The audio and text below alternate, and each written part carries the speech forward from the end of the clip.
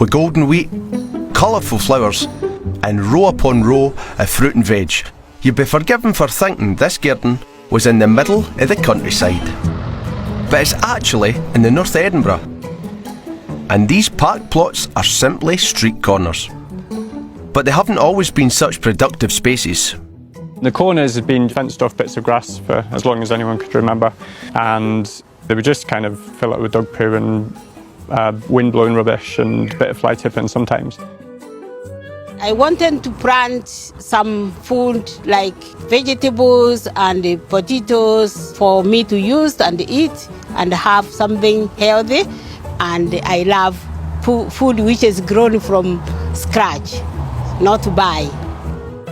Lots of us live in flats, we didn't have gardens, we were just thinking we could do better than this.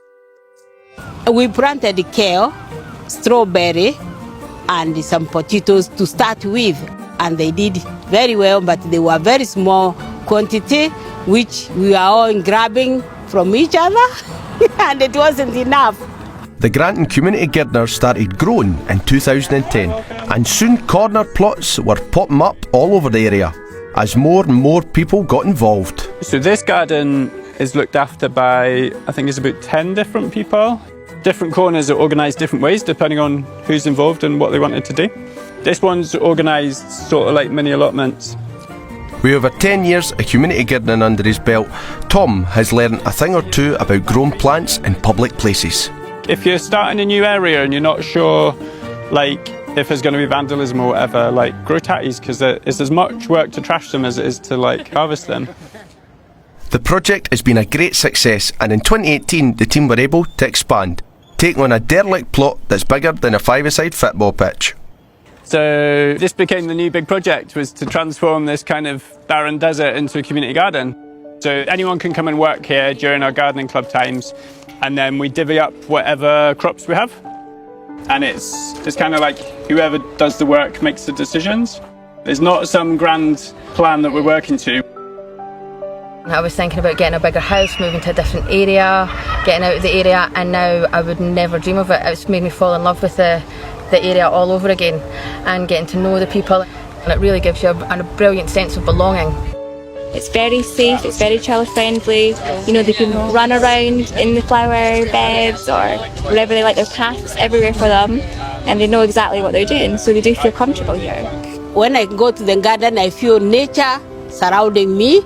I feel so happy. I can even sit in the garden without doing anything, and I just get fresh air and breathe.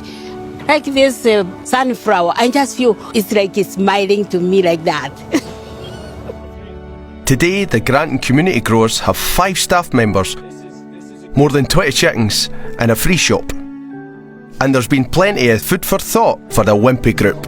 Yeah, I think there's some ideas here that I would really like to take home.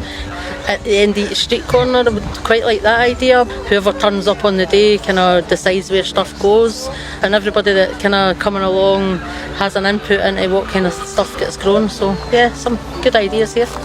It's been absolutely amazing seeing everybody and what they're doing here in comparison to what we were doing back home. So it's great to come to a garden and experience like an area that has already established a safe space for so many different communities and so many different people as well as individuals.